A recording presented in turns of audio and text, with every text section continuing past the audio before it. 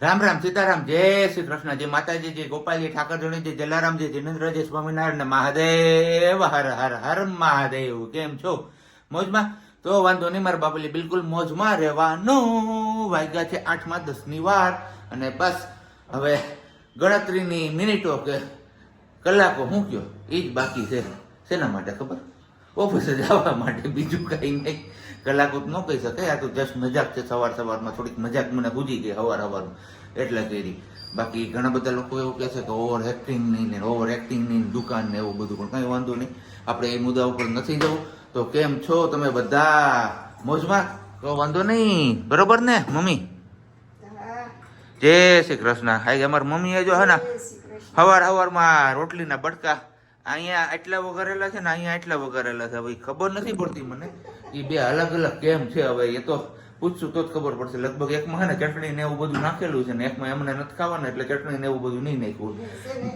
હા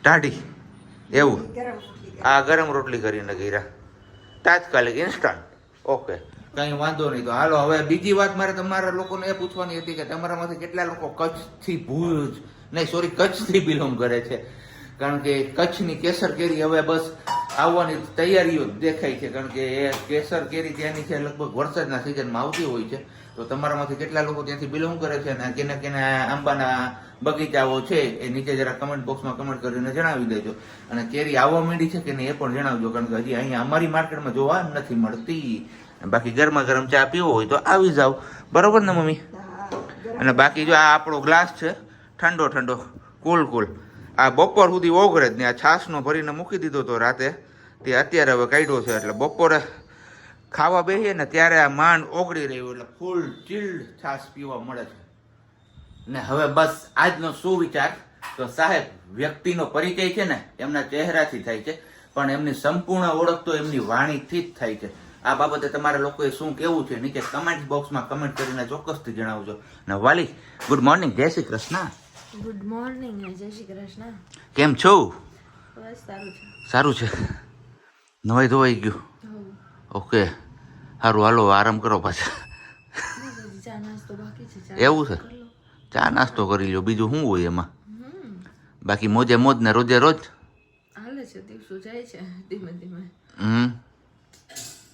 ભરાઈ રહ્યો ને હાવ લગર વગર આવું છે ભાઈ હમણાં કીધું ને આપણે ગાડીની સફર નહોતી મળી ને ત્યાં આવી હાલત થઈ ને હવે અત્યારે આમ હે ને બેહી નથી હગાતું એવું છે હાલત હાવ તું શું દાંત કાઢશું હે હું નથી કાઢતી તો કાંઈ નહીં થયું બીજું હું બોલાયું નથી થતું આજ તો કોણ જાણે હું શોર્ટ સર્કિટ થયું હે ને મને નહીં તને હું કોને તને તને જો જોવું છે કોનું મોઢું ઓલું છે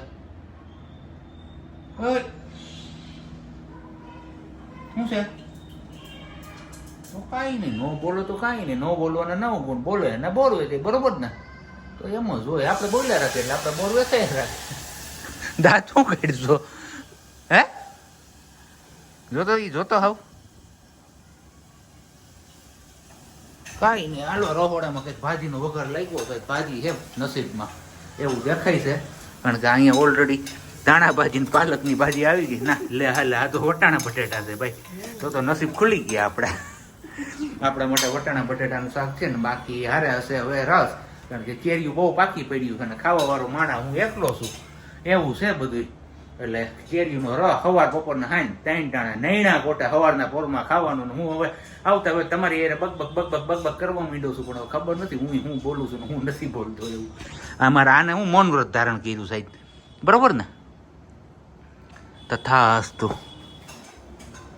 આમ જ મૌન રહે આમ જ મૌન રહેજે ખબર તમારી આમ જ મૌન રહેજે આમ જ રહેવું ખબર તમારી ખબર તમારી આમ તો જોયું ને કોને શોર્ટ સર્કિટ થઈ એમ ભડાકા કોના થઈ છે જોઈ લીધું ને તમે એમ જોઈ આ તો મારા કેમેરા ની પાછળ તમારા તઈ બોલ આ શું કોને આવતા વખતે કેમ ભડાકો ચાલુ કર્યો તો શેનો તમને ખબર તો બસ મને કાંઈ નથી ખબર મને તો કે થાતું હતી બધું મેં આ લોકોને કીધું ભાઈ આ બાઇકમાં હમણાં રોદાના હવા થડકા લાગીને બધું એના આમ હલબલી ગયું છે ને કંઈ મજા નથી આવતી આપણને બેહવામાં તો એનાથી હવે જેરી કે ફોનમાં આપણે ઉસેથી કંઈક બોલાઈ જાય, આપણે તો મનમાં ન હોય એવું, તો આપણે નાનું ઉસેથી કહી, તો હવે અમારે એને હે ને અહીંયા લાગી આવે, અહીંયા મને અહીંયા લાગી આવે ને એને અહીંયા લાગી આવે.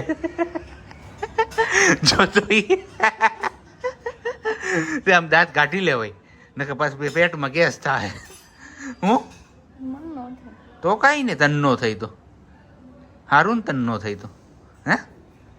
નાઈ તો એને ફ્રેશ થઈ ગયા છે ને બને છે હવે ગરમા ગરમ ફુલકા રોટી. તો કીધું ચલો પેલા ફટાફટ આપણે એને વારું પાણી કરી લઈએ, ફુલકા રોટી બને ને ત્યાં સુધીમાં. પણ એની પહેલા આપણે હજી દીવાબત્તી કરવા જ નહીં. એની પહેલા હજી એક વાત મારે તમારા લોકો સાથે શેર કરવી છે.